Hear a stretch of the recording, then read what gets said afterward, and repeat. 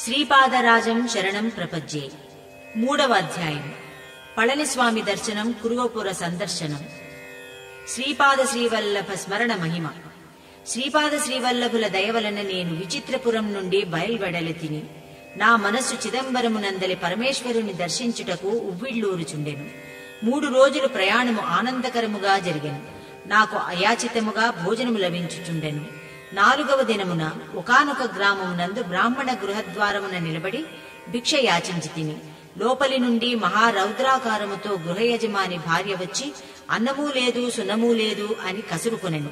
నేను గృహము బయటనే ఉండి కొంత దవ్వు వేచి తిని. గృహయజమాని బయటకు వచ్చెను. అయ్యా, అతిథి అభ్యాగతి సేవలకు నేను నోచుకొనలేదు. నా భార్య పరమ గయ్యాళి. ఆమెకు కోపము వచ్చిన ఎడల నా నెత్తిమీద కుండలను పగలగొట్టును. ఈ విషయమును మాత్రము మా గురుదేవుల ధర్మపత్నియు ఈమెయు సమానము. అయితే నా భార్య మాత్రము తను పగలగొట్టిన కుండల యొక్క మూల్యమును తెమ్మని నన్ను బాధించును. మా గురుదేవుల ధర్మపత్ని మాత్రము భాండమూల్యమును తెమ్మని బాధింపదు. ఇప్పుడే నా నెత్తిమీద కుండలు పగలగొట్టుబడినవి. మా ఇంట అన్నోదకములకు లోటు లేదు. నేను భాండమూల్యమును మాత్రము విధిగా సత్వరమే చెల్లింపవలెను. ఇది నాకు సంకటముగా ఉన్నది. ఈ రోజున సంభావన దొరకు అవకాశం ఉన్న ఎడల ఇబ్బంది ఉండదు. లేని ఎడల ఎవరి దగ్గరో అప్పో సప్పో చేయవలెను. తిరిగి సంభావనలు దొరికినప్పుడు ఆ అప్పు తీర్చవలెను. నేను సంభావనలో దొరికిన ద్రవ్యంలో కొంత భాగమును అప్పులు తీర్చుటకు వినియోగించి మిగతా భాగమును ఆమెకు ఇచ్చుచుందును. ఈ పద్ధతి కొంతకాలము వరకు సాగెను. ఈ మధ్యన సంభావనలలో దొరకు యావత్తు ద్రవ్యమును ఆమెయే స్వీకరించుచుండెను. అప్పు తీర్చుటకు దారి కనపడుటలేదు. నా పరిస్థితి తెలిసిన వారు ఎవరునూ అప్పు ఇచ్చుటకు ముందుకు వచ్చుటలేదు. లోకులు నీకు అప్పు ఇచ్చిన ఎడల ఏ విధముగా తీర్చెదవు? మున్ముందు సంభావనలు వచ్చినప్పుడు తీర్చదమనుకొందువా? ఆ దారియును ఇప్పుడు మూసుకొనిపోయెను అని అనుచుండివి. స్థితిపరుడనైన నాకు ఎవ్వరునూ దానము కూడా చేయుటలేదు. పైగా ఎగతాళి చేయుచుండిరి. ఇప్పుడు నేను భాండమూల్యమును చెల్లింపవలెను. నా భార్య నిన్ను కసురుకొనిన పిదప నన్ను పిలిచి, వీధిలో తీర్థయాత్రికుడు ఒకడున్నాడు. నీవు అతనితో పోయి ఎచటైనను ఎవరైనా దానమిచ్చిన ఎడల అది తీసుకురావలసినది. అప్పుడు మాత్రమే ఇంటిలో నీకు అన్నము లభించునని అన్నది. భార్యావిధేయుడనైన నేను నీతో బయలుదేరి వచ్చెదను. ఈ గ్రామములోని బ్రాహ్మణ్యము యొక్క గృహములన్నీయును నాకు బాగుగా తెలియను.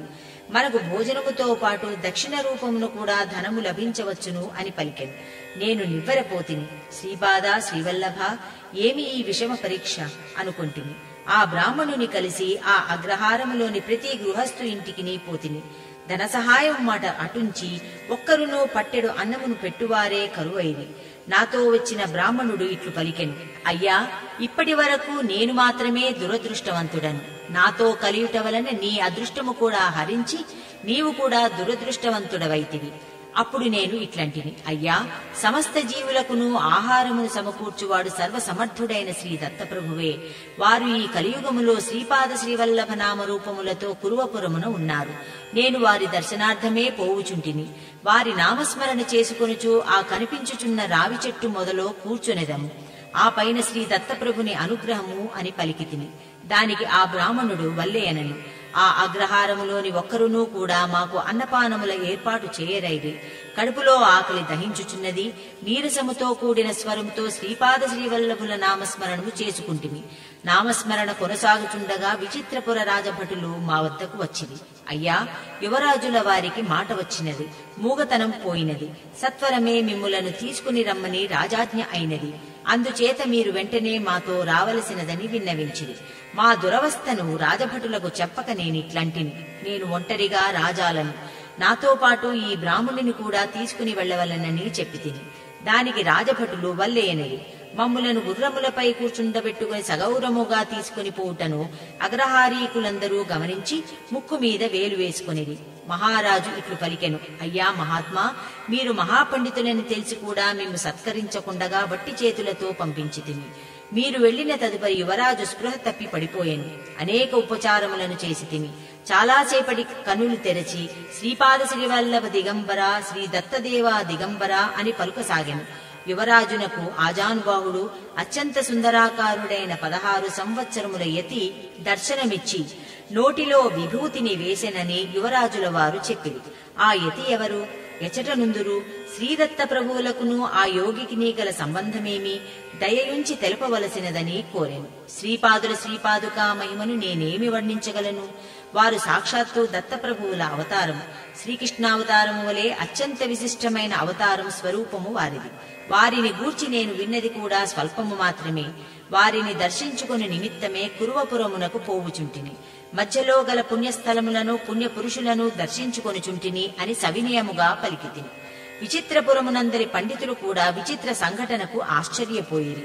తమ మండల దీక్ష ఫలితముగా రాజునకు సద్బుద్ధి ఏర్పడి తమకు విమోచనము కలుగుటయే గాక యువరాజునకు మూగతనం పోయినందులకు వారు వేనోళ్ల శ్రీవల్లభ స్వామిని కీర్తించిరి. రాజు నన్ను స్వర్ణదానముతో సత్కరించెను.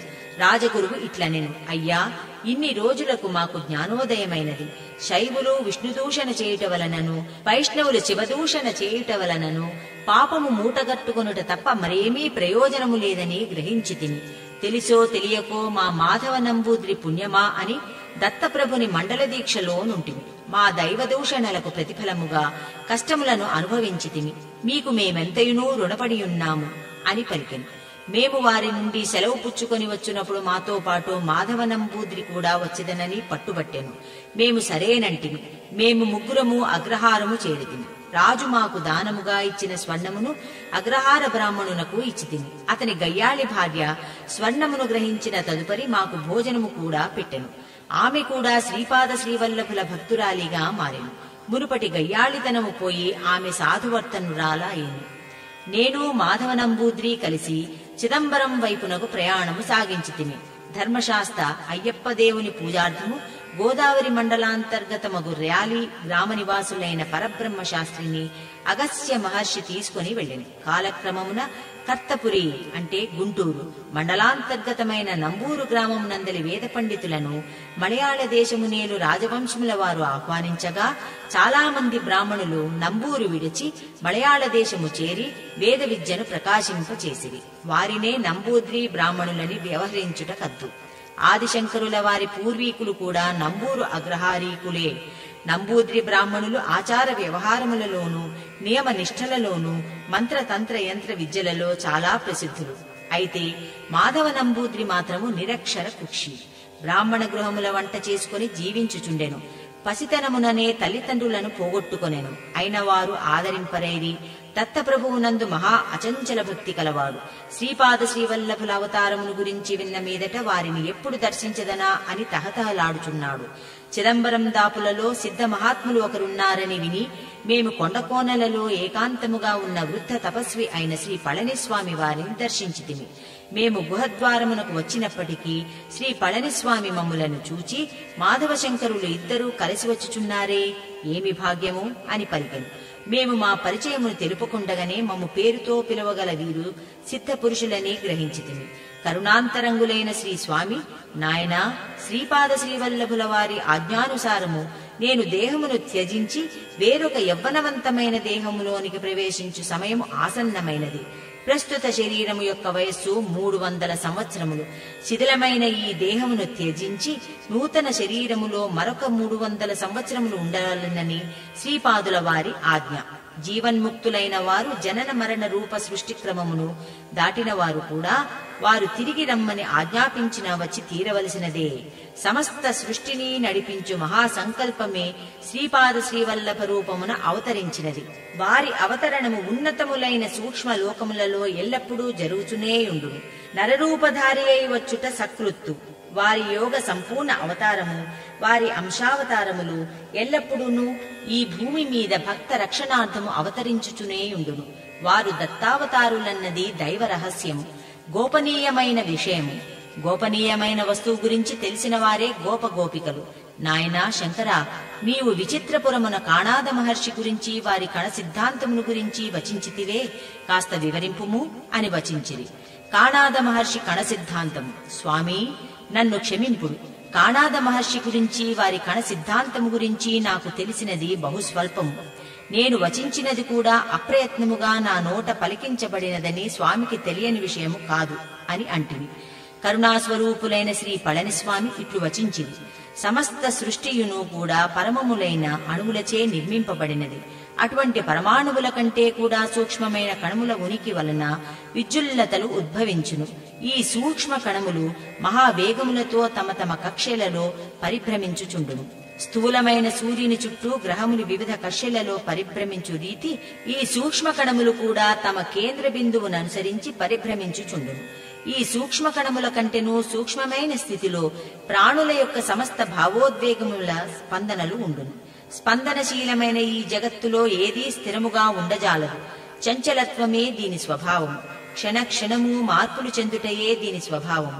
ఈ స్పందనల కంటెను సూక్ష్మ స్థితిలో దత్తప్రభువుల చైతన్యముండును. అందువలన నాకు మహత్తులన్నింటిలోనూ మహత్తు సూక్ష్మమైన వాటి అన్నింటికంటెనూ సూక్ష్మము.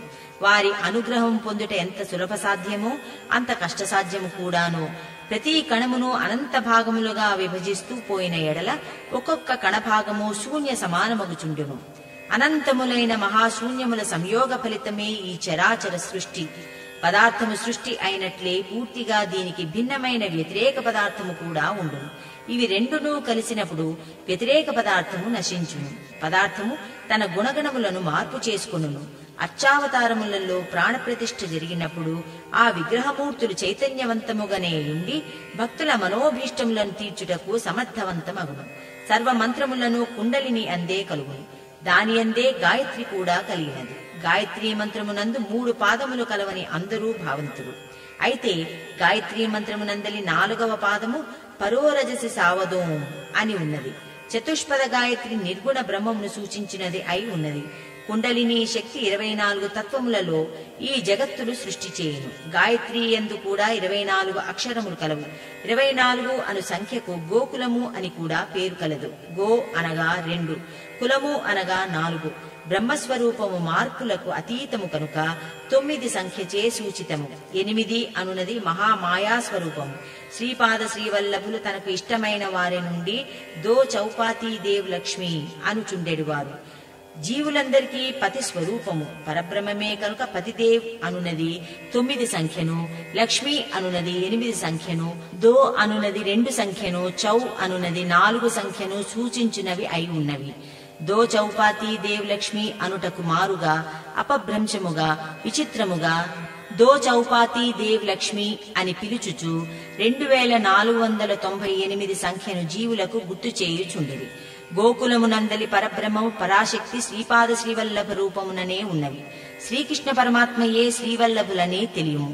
గాయత్రీ మంత్ర స్వరూపము వారి నిర్గుణ పాదకులని గుర్తించెదము. నాయనా శంకరా, స్థూల మానవ శరీరమునందు 12 రకముల భేదములు కలవు. అందరికినీ అనుభవైక వేద్యమగు స్థూల శరీరము స్థూల సూర్యుని ప్రభావమునకు లోనగునది.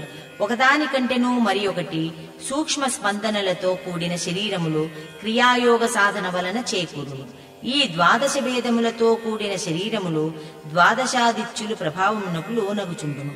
అయితే శ్రీవల్లభులు 12 ఆదిత్యుల కంటెనూ కూడా అతీతమైన వారు గనుక వారి యొక్క దివ్య స్థూల శరీరము చిత్ర విచిత్రములైన దివ్య స్పందనలను కలిగి ఉండును. మానవ శరీరముతో శ్రీ పీఠికాపురమున అవతరించుటకు ముందే అనగా 108 సంవత్సరములకు ముందే శ్రీ వల్లభులు ఈ ప్రదేశమునకు విచ్చేసిరి, నన్ను అనుగ్రహించిరి. ఇప్పుడు కురువపురమున ఏ రూపముతోనున్నారో అదే రూపముతో ఇచ్చుటకు విచ్చేసిరి. వారి దివ్యలీలలకు అంతమెక్కడిది? శ్రీవల్లభులు ఇచ్చటకు విచ్చేసిన తదుపరి కొంతసేపటికి హిమాలయమునందలి మహాయోగులు బదరీ మహాక్షేత్రములో శ్రీ బదరీనారాయణుని బ్రహ్మ కమలములతో పూజించిరి. ఆ బ్రహ్మ కమలములన్నీయూ శ్రీచరణముల కడ పడుచుండుట ఇచ్చట గమనించి తిని వారు దేశకాలములకు అతీతులు అని వచించెను. నేను శ్రీ పళనిస్వామి వారి దివ్యవచనములతో అనిర్వచనీయ అనుభూతిని పొందితిని. స్వామి, బ్రహ్మ కమలములనగానేమి, అవి ఎచ్చట లభించును?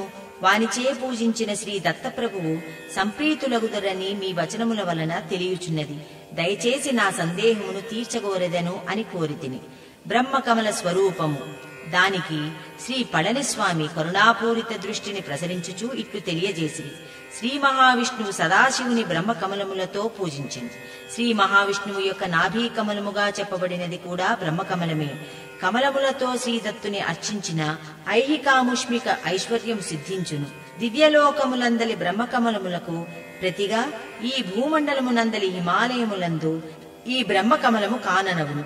సుమారు 12,000 అడుగుల ఎత్తులో హిమాలయములందు సంవత్సరమునకు ఒకే ఒకసారి మాత్రమే ఇది పుష్పించును. నాయనా, అర్ధరాత్రి సమయమునందు మాత్రమే ఇది వికసించుట మరి ఒక విచిత్రము. ఇది వికాసము చెందినప్పుడు అద్భుతమైన పరిమళము ఆ ప్రాంతమంతయును నిండిపోవును. హిమాలయమునందరి సాధకులైన మహాత్ములు అందరూ ఈ అద్భుత దర్శనమునకు రోజుల తరబడి నెలల తరబడి నిరీక్షింతురు. శరత్కాలము నుండి వసంతకాలము వరకు ఇది హిమములో కూరుకుపోయి ఉండును. చైత్రమాస ప్రారంభములో ఇది హిమము నుండి బయటపడును. గ్రీష్మకాలమంతయు వికాస ప్రక్రియ జరుగుచుండును. అమరనాథనందలి అమరేశ్వర హిమలింగ దర్శనముగు శ్రావణ శుద్ధ పూర్ణిమా ప్రాంతమునందు అర్ధరాత్రి సమయమందు ఇది పూర్ణ వికాసము చెందును. నాయనా శంకర, కేవలం హిమాలయములందు మాత్రమే సాధకులు, మహా తపస్సులు, సిద్ధపురుషుల కోసము మాత్రమే ఈ అద్భుత లీల ఎప్పటికినీ ఇప్పటికినీ జరుగుచుండును. బ్రహ్మకమల దర్శనము వలన సమస్త పాపములు నశించును, యోగ విఘ్నములు అంతరించును. ఇది సత్య ఫలితమునిచ్చు అద్భుత లీల. కావున యోగులు, తపస్సులు వారి వారి మార్గములలో ఎంతో ఉన్నతిని పొందెదరు. ఇది వికసించిన తదుపరి విధిరీత్యా ఎవరికి దర్శన భాగ్యమున్నదో వారికి ఆ దర్శన భాగ్యము కలిగిన తదుపరి బ్రహ్మకమలము అంతర్ధానమగును. నాయనా శంకర, నేను 10 దిన దీక్షలో తపస్సమాధిలో ఉండదలచితిని. ఆర్తులైన మానవులు ఎవరైనా వచ్చిన ఎడల తపస్సమాధికి భంగము కలగకుండా నీవును మాధవుడును దర్శనము చేయించవలసినది. పాము కాటు చేయి చనిపోయిన వారు ఎవరైనా వచ్చిన ఎడల స్వామి యోగ సమాధిలో ఉండెననియు, అందుచేత శాస్త్ర ప్రకారము చనిపోయిన వారి శరీరమును నదీ ప్రవాహములో విడిచివేయుట గాని లేదా పూడ్చిపెట్టుట గాని చేయవలసినదని నా ఆజ్ఞగా తెలుపుడు అని వచించెను. శ్రీ పళనిస్వామి తన ఆసనమునందే కూర్చుని తపస్సమాధిలోనికి పోయెను. నేనును మాధవుడును ఆర్తులైన భక్తులు వచ్చినప్పుడు ప్రశాంతముగా దర్శనము చేయించుచుంటిమి. వచ్చిన భక్తులలో కొందరు మాకు భోజన సంభారములను సమకూర్చిరి. మాధవుడు వంట చేయు ప్రయత్నములో దాపులనున్న కొబ్బరి చెట్టు నుండి మట్ట రాలిపడుటచే అచటకు పోయి ఆ కొబ్బరి మట్టను తెచ్చి వంట ప్రారంభించదనని పలికెను. నేను వల్లేయంటిని. మాధవునితో మరి ఒకడు బయలుదేరాను. విధి వైపరీత్యం మాధవుడు కొబ్బరి మట్టను ఎత్తబోయేటంతలో పొరపాటున కొబ్బరి మట్ట చాటుననున్న తాచుపాము కరిసింది. 3 మనుష్యులు పోయి మాధవుని గుహ దరిదాపులకు తీసుకుని వచ్చిరి. శ్రీ స్వామి అనుల్లంఘనీయమైన శాసనముగుటచే మాధవుని నేను పాతిపెట్టి తిని. ఖనన సందర్భంలో నాకు అచటనున్న భక్తజనులు సహకరించిరి. నేను వెక్కి వెక్కి ఏడ్చి తిని. మాధవుని నిష్కల్మష హృదయము, వాని నిర్మల భక్తి, శ్రీపాద శ్రీవల్లభులందు గల అచంచల విశ్వాసము గుర్తుకు వచ్చి నా మనస్సంతయును కకావికలమయ్యను. విధి అనుల్లంఘనీయమని సరిపెట్టుకొంటిని. ఈ దుస్సంఘటన తరువాత మరి ఒక దుస్సంఘటనను చూచితిని. ఏడ్పులు పెడబొబ్బలు పెడుతూ 18 సంవత్సరముల ప్రాయము గల యువకుని శరీరమును వాని సంబంధీకులు తీసుకుని వచ్చిరి. అతడు కూడా పాము కాటుచే మరణించెను. శ్రీ స్వామి యోగ సమాధిలోనున్నారనియో వారి ఆజ్ఞ ప్రకారము ఖననము చేయవలసినదనియో తెలిపితిని. అచటనున్న భక్తజనులు కూడా ఇతని సహచరుడు కూడా ఈ విధముగానే మరణించిననియు శ్రీ స్వామి ఆజ్ఞ ప్రకారము ఖననము జరిగిననియు తెలిపిరి. వారు విషన్నవదనులై గత్యంతరము లేక దుర్విధిని పరిపరి విధములుగా నిందించుకొనుచు ఆ నవయువకుని ఖననము చేసిరి. ప్రతిరోజు 3-4 స్వామి దర్శనమునకు వచ్చేడివారు. వారు ప్రశాంతముగా స్వామి దర్శనము చేసుకుని వెళ్లిపోయేడివారు. ఈ విధముగా మరో 10 రోజులు గడిచిపోయెను. 11వ రోజున శ్రీ పళనిస్వామిలో చైతన్యము రాసాగను. బ్రహ్మముహూర్త సమయము. శ్రీ స్వామి చైతన్యస్థులై మాధవా అని పిలిచెను. నేను వెక్కి వెక్కి ఏడ్చుచూ జరిగినదంతయు వివరించి తిని. అప్పుడు స్వామి నన్ను ఓదార్చి యోగ దృష్టిని నా వైపు ప్రసరింపచేసెను. ఆ యోగ దృష్టికి నా వెనుబాములో ఏదో సంచలనము కలిగి భరించరాని బాధ కలుగసాగను. శ్రీ స్వామి తిరిగి ప్రసన్న దృష్టితో నా వైపు చూసిరి. నా బాధ మటుమాయమయ్యను. నాయనా, మాధవనకు శ్రీవల్లభుల దర్శన ప్రాప్తి స్థూల శరీరముతో లేదు. వాని సూక్ష్మ శరీరము ఈ 10 రోజుల నుండి కురువపురంలోనున్న శ్రీచరణుల సన్నిధిలో ఉన్నది. ఏది ఏమైనను వాని కోరిక తీరెను. శ్రీవల్లభుల లీలలు అనూహ్యములు. కాలకర్మకారణ రహస్యములు ఎవరునూ గ్రహింపజాలరు. అది శ్రీపాదుల వారికి మాత్రమే సాధ్యము. మాధవుని స్థూల శరీరములోనికి ప్రవేశింపచేయవలసిన బాధ్యతను ప్రభువు నాకు అప్పగించెను. మనము ఆ పనిని సత్వరమే నెరవేర్పవలెను అని శ్రీ పళనిస్వామి సెలవిచ్చెను. ఇంతదనుక ఉన్న విచారమంతేను క్షణములో మాయమయ్యెను. మాధవుడు పునరుజ్జీవితుడు అవుట కంటే నాకు కావలసినది ఏమున్నది? మాధవుని పాతిపెట్టిన చోటికి వచ్చితిమి. శవము బయటకు తీయబడినది. నాకు సహాయకులుగా మరి 2 ఉండిరి.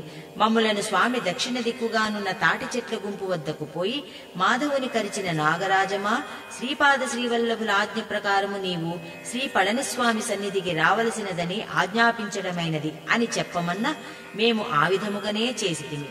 శ్రీ పళనిస్వామి తన కౌపీనము నుండి 4 చిన్ని గవ్వలను తీసెను. వాటిని శవము యొక్క 4 దిక్కుల వద్ద ఉంచిరి. అవి కొంతసేపటికి కొద్దిపాటి ఎత్తునకు ఎగిరినవి. ఆ పిదప రివ్వుమని ధ్వని చేయుచు ఆకాశములోనికి 4 దిక్కులలోనికి పోయినవి. మరికొంతసేపటికి బుసలు కొట్టుచూ వచ్చుచున్న నాగుపామును చూచితిమి. అది ఉత్తర దిక్కు నుండి వచ్చుచుండెను. ఆ పాము చాలా అసహనముగా ఉండెను. శ్రీ పళనిస్వామి యొక్క 4 చిన్ని గవ్వలు దాని పడగ మీద గుచ్చినట్లుగా అంటుకొని పోయి ఉండెను. శ్రీ పళనిస్వామి ఆ పాముని మాధవుని శరీరము నుండి విషమును తీసివేయమని చెప్పాను. పాము ఎచ్చట కర్చినదో అచటి నుండియే విషము గ్రహించబడెను. శ్రీ పళనిస్వామి శ్రీపాద శ్రీవల్లభనామమును స్మరిస్తూ ఆ పాముపై మంత్రోదకమును చల్లిరి. ఆ పాము శ్రీ పళనిస్వామి పాదములను ముద్దు పెట్టుకుని శ్రీ స్వామికి 3 ప్రదక్షిణము చేసి ప్రశాంతముగా నిష్క్రమించెను. దత్తభక్తులకు అన్నము పెట్టుట వలన కలుగు ఫలము. శ్రీ పళనిస్వామి ఈ విధముగా సెలవిచ్చిరి. ఈ పాము గత జన్మమునందు ఒక స్త్రీ. ఆమె వృద్ధురాలయ్యెను. కొంత పాపమును కొంత పుణ్యమును చేసి ఉండెను. ఒక పర్యాయము దత్తభక్తుడైన ఒక బ్రాహ్మణునకు ఈమె అన్నము పెట్టెను.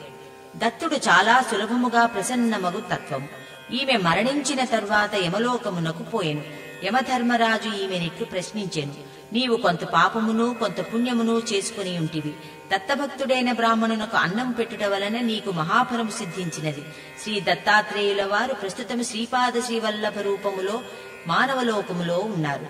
నీ పాపపుణ్యముల ఖాతాలో మార్పు చేయవలసినదనియు, నీకు మహాపుణ్యము కలుగునట్లును స్వల్ప పాపము కలుగునట్లును మమ్ములను వారు ఆజ్ఞాపించిరి. అందుచేత చిత్రగుప్తుల వారు నీ ఖాతాలో మార్పును చేసిరి. నీవు తొలుదొల్తగా పాపమును అనుభవించదవా లేక పుణ్యమును అనుభవించదవా? దానికి ఆమె పాపఫలము స్వల్పముగానే ఉండుట వలన ముందుగా ఆ స్వల్ప పాప ఫలమును అనుభవించి ఆ తదుపరి పుణ్యఫలమును అనుభవించదనని చెప్పినది.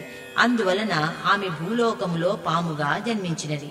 ఆమె మనస్తత్వము ఇతరులకు హాని చేయునది అగుట వలన తన దారికి అడ్డము వచ్చిన వారినందరూ కరచుచుండెడిది. అందువలన దానికి మరింత పాపఫలము తోడగుచున్నది. నాయనా, సర్పములలో 4 జాతులుండును. మొదటి రకము పాములు ఎవరికీ హాని చేయక జీవించును. కేవలము గాలిని ఆహారముగా చేసుకుని యోగుల వలె జీవించును. 2వ రకము పాములు ఎవరి నీడ అయినా సరే దాని మీద పడిన ఎడల క్రోధముతో వారిని చంపివేయును. 3వ రకము పాములు నరుని కంట పడకుండా ఉండగలందులకు ప్రయత్నించును. ఒకవేళ నరుడు ఎదురైన ఎడల భయముతో పారిపోవును. 4వ రకం పాములు ఎవ్వరునూ తనకు అపకారము చేయకపోయినను నిష్కారణముగా తమ కంటపడిన వారిపై పగబట్టి కాటువేయును. ఆ వృద్ధ స్త్రీ రజోగుణ పూరితురాలు కనుక తన దాపులకు వచ్చిన మాధవుని కాటువేసెను. ఆమె పూర్వపుణ్యవశమున మాధవుని కాటువేసినది. మాధవుడు పూర్వజన్మములోని పాపవశమున విగత జీవుడయ్యెను. శ్రీపాదుల వారి అనుగ్రహము వలన ఆ వృద్ధ స్త్రీ త్వరలోనే తన నాగజన్మము నుండి విముక్తురాలై ఉన్నతలోకమును పొందును. జీవుడు పిండావస్థలో సర్పిలాకారములో ఉండును. నాగదోషము వలన సంతాన నష్టము కలుగును. యోగ్యులకు అన్నదాన ఫలము. శ్రీదత్తుడు అల్ప సంతోషి. శ్రీదత్తుని నామమున ఎవరికైనా అన్నము పెట్టిన ఎడల, అన్నగ్రహీత యోగ్యుడైన ఎడల అన్నదాతకు విశేష ఫలము కలుగును. అన్నసారములోని కొంత భాగము మనస్సుగా మారును. అన్నదాత యొక్క మనస్సు, బుద్ధి, చిత్తము, అహంకారము, శరీరము మంగళప్రదమైన స్పందనలతో నిండును. దాని వలన వానికి సృష్టిలోని పదార్థములను ఆకర్షించు శక్తి కలుగును. వస్తు సమృద్ధియే లక్ష్మీ కటాక్షము. ఈ సృష్టి అంతయును సూక్ష్మ స్పందనలతోనూ సూక్ష్మ నియమములతోనూ పరిపాలించబడుచుండును అని పళనిస్వామి సెలవిచ్చిది. శ్రీపాదుల మహిమ. శ్రీవల్లభుల వారి నామస్మరణము ఎంతటి లక్ష్మీప్రదమైనది! వారి అనుగ్రహమును పొందిన వారి అదృష్టమును ఏమని వర్ణించగలము? శ్రీచరణుల అనుగ్రహ విశేషమున 10 రోజుల క్రితము భూమిలో పాతి పెట్టబడిన మాధవుడు చెక్కు చెదరకయున్నాడు. ఇప్పుడు వానికి ప్రాణమును కూడా ప్రసాదించుచున్న శ్రీపాదుల అనుగ్రహమును, కరుణను, దివ్య లీలను ఏమని వర్ణించగలము? మాధవునిలో చైతన్యము రాసాగినది. వాడు దాహము కొరకు జలమును కోరెను. వానిని అనునయించుచు పళనిస్వామి నెయ్యి మాత్రమే వాని చేత తాగించింది. ఆ నెయ్యి కూడా 100 సంవత్సరముల క్రితముది. మాధవుడు నెయ్యిని త్రాగుటకు నిరాకరించుచుండెను. శ్రీ పళనీస్వామి వానిని అనునయించి నెయ్యి త్రాగిన తరువాత మంచినీరు ఇచ్చెదనని చెప్పెను. మాధవుడు నెయ్యి పూర్తిగా త్రాగిన తరువాత కొంతసేపటికి పండ్ల రసమునిచ్చెను, మరికొంతసేపటికి జలమునిచ్చెను. నాగలోక వర్ణన. మాధవుడు పునరుజ్జీవితుడయ్యెను. మా ఆనందమునకు మితులు లేవు. మాధవుడు ఇట్లు చెప్పసాగిను. నేను సూక్ష్మ శరీరములో కురువపురం చేరుకొంటిని. శ్రీపాద శ్రీవల్లభులు ఆజానుబాహులు, విశాల నేత్రములు కలవారు. నేత్రముల నిండుగా జీవుల ఎడ కరుణ, జాలి, ప్రేమ నిరంతరాయముగా ప్రవహించుచుండెను. నేను స్థూల దేహధారిని కాకపోవుట వలన అచట స్థూల దేహధారులైన భక్తులకు కనిపించనైతిని. శ్రీవల్లభులు కురువపురములోని ఆ దీవి మధ్య భాగమునకు పొమ్మని ఆజ్ఞాపించిరి. నేను శ్రీవల్లభుల నామస్మరణ చేసుకునుచు ఆ దీవి యొక్క మధ్య భాగము నుండి లోతులలోనికి పోతిని. భూమి యొక్క లోతులలో భూకేంద్రము వద్ద అనేక ప్రాసాదములున్నట్లు కనుగొంటిని. అది పాతాళలోకమని తెలుసుకొంటిని. స్థూలముగా చూచువారికి అచ్చట స్థూలరూప పదార్థం మాత్రమే గోచరించును. నా వలె సూక్ష్మ శరీరములో పోవు వారికి అచ్చట సూక్ష్మ రూపమైన లోకము గోచరించును. అచటనున్న నాగజాతి వారు కామరూపధారులు. వారు కోరిన రూపమును ధరించుటకు శక్తి కలిగిన వారు. వారు సాధారణముగా నాగరూపములోనే సంచరించుటకు ఇష్టపడువారు. అచట నేను అనేక మహాసర్పములను చూచితిని. కొన్ని సర్పములకు వేనకు వేలు పడగలున్నవి. పడగలయందు మణులున్నవి. వాటి నుండి కాంతి ప్రసారము జరుగుచున్నది. కొన్ని నాగులు యోగముద్రలో ఉన్నట్లు పడగలను విప్పి మౌనముద్రలోనున్నవి. ఆశ్చర్యం! అందులో ఒక మహాసర్పముండెను. ఆ సర్పమునకు వేనకు వేలు పడగలుండెను. ఆ మహాసర్పముపై శ్రీపాద శ్రీవల్లభులు మహావిష్ణువు వలె పవళించియుండిరి. అచటనున్న మహాసర్పములు వేదగానమును చేయుచున్నవి.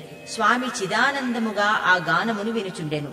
నా పక్కనున్న ఒక మహాసర్పము ఈ విధముగా చెప్పసాగెను. శ్రీ దత్తాత్రేయ మహామహిమ. శ్రీ దత్తప్రభువులు నేపాళ దేశమునందు గల చిత్రకూటములో అనసూయా పర్వతంపై అత్రి అనసూయలకు పుత్రుడుగా పూర్వయుగములో అవతరించిరి. వారు అవతారమును చాలించకుండా సూక్ష్మ రూపంలో నీలగిరి శిఖరమున, శ్రీశైల శిఖరమున, శబరగిరి శిఖరమున, సహ్యాద్రి అందును సంచరించుచుందురు. దిక్కులే అంబరముగా వస్త్రముగా కలిగిన వారు దిగంబరులని ప్రఖ్యాతి చెందెదరు. సహ్యాద్రి అందు వారు యోగనిష్ఠులైది. వీరు నాద సంప్రదాయనులైన గోరక్షానాథునకు కూడా క్రియాయోగంను ఉపదేశించిరి. జ్ఞానేశ్వరుడను యోగికి ఖేచరీ ముద్రలో కూర్చున్న నిరాకార యోగి రూపంలో వీరు దర్శనమిచ్చిరి. వీరు దేశకాలములకు అతీతులు. శ్రీ ప్రభువు సన్నిధిలో నున్న మాకు భూత భవిష్యత్ వర్తమానములు వేరువేరుగా కనిపించవు. మాకు అంతయును నిత్యవర్తమానమే అని పలికెను. అనఘా సమేత దత్తాత్రేయ దర్శనం. నా పక్కనున్న మరి ఒక మహాసత్వము, నాయనా మాధవ, మమ్ములను కాలనాగులను ఋషీశ్వరులందురు. శ్రీదత్తుడు వేనకు వేల సంవత్సరములు రాజపరిపాలన చేసిన తరువాత తన రూపమును గుప్తపరుచుకొనగోరెను. వారు నదిలో నీట మునిగి కొన్ని సంవత్సరములుండిరి. ఆ పైన నీటిపైకి వచ్చిరి. వారి అనుచరులమైన మేము తిరిగి వారు మాతో వచ్చునని అచటనేయుంటిమి. వారు మా నుండి మరుగుపరుచుకొనుటకు యత్నించుచున్నారని మాకు తెలియను. వారు తిరిగి నీట మునిగి కొన్ని సంవత్సరముల తరువాత పైకి వచ్చిరి. అయితే ఈసారి వారి చేతిలో మధుపాత్ర ఉండెను. మరి ఒక చేతిలో 16 సంవత్సరముల వయసు ఉన్న సొగసుగత్తె ఉండెను. మధుపానమత్తుడను స్త్రీలోలుడను అయిన ఇతనినా మనము ఇంతవరకు దైవమని భ్రమించితిమని అనుకొని మేము మరలిపోతిమి. వారు అదృశ్యులైది. వారు అదృశ్యులైన తదుపరి మాకు జ్ఞానోదయమైనది. వారి చేతిలోనున్న మధుపాత్ర యోగానంద రూపమైన అమృతమనియు, ఆ సొగసుగత్తె త్రిశక్తి రూపిణి అయిన అనఘాలక్ష్మీదేవి అనియు మాకు స్ఫురించెను. తిరిగి వారిని ఈ భూమిపై అవతరింపజేయుటకు ఘోర తపస్సు చేసి తిని శ్రీదత్తుల అనుగ్రహమున శ్రీ పీఠికాపురములో వారు శ్రీపాద శ్రీవల్లభావతారమును దాల్చిరి. శ్రీ కురువపుర వర్ణన. ఆనాడు వారు ఎచ్చోట స్నానార్థము నీట మునిగిరో అదే ఈ పరమ పవిత్రమైన కురువపురము. వారు జల సమాధిలో నున్నట్లే మేమును మా సూక్ష్మ స్పందనలతో ఈ సూక్ష్మలోకమున యోగ సమాధిలో నున్నాము. కౌరవ పాండవులకు మూల పురుషుడైన కురు అను మహారాజునకు జ్ఞానోపదేశము చేసిన కురుపురమే ఈ పవిత్ర స్థలము. నాయనా మాధవ, ఈ కురుపుర మహత్యము వర్ణించుట ఆదిశేషునకైనను తరము కాదు. సదాశివ బ్రహ్మేంద్ర పూర్వగాథ. శ్రీపాద శ్రీవల్లభుల శ్రీచరణములకు నేను ప్రణమిల్లితిని. శ్రీవల్లభులు కరుణాంతరంగులై వత్సా, ఈ నా దివ్య భవ్య దర్శనము గొప్ప అలభ్య యోగము. నీతో మాట్లాడిన ఒక మహాసర్పము రాబోవు శతాబ్దములలో జ్యోతిరామలింగ స్వామి రూపమున అవతరించి జ్యోతి రూపముగానే అంతర్ధానమగును. నీతో మాట్లాడిన మరి ఒక మహాసర్పము సదాశివ బ్రహ్మేంద్ర నామమును రాబోవు శతాబ్దములలో భూమి మీద అవతరించి అనేక లీలలను చూపును. శ్రీ పీఠికాపురము కూడా నాకు అత్యంత ప్రీతి పాత్రము. నా పాదుకలు పీఠికాపురములో ప్రతిష్ఠింపబడును. నేను జన్మించిన నా మాతా మహాగృహమునందే నా పాదుకలు ప్రతిష్ఠింపబడును. నా జన్మకర్మలు దివ్యములు, అవి రహస్యములు, గోపనీయములు. నీవు శ్రీ పీఠికాపురములో నా పాదుకలు ప్రతిష్ఠింపబడు స్థలము నుండి పాతాళమును చేరి అచట తపోనిష్టలోనున్న కాలనాగులను కలుసుకుని రమ్మనిది. శ్రీ పళనీస్వామి మందహాసము చేయుచు, నాయనా మాధవ, పీఠికాపురమునందలి కాలనాగులను గూర్చి తదుపరి చెప్పవచ్చును. మనము సత్వరమే స్నానము పూర్తి చేసి ధ్యానము చేయవలెను. ఇది శ్రీపాద శ్రీవల్లభుల వారి ఆజ్ఞ అని తెలిపెను. శ్రీపాద శ్రీవల్లభులకు జయము జయము. దిగంబరా రత దిగంబరా దిగంబరా రత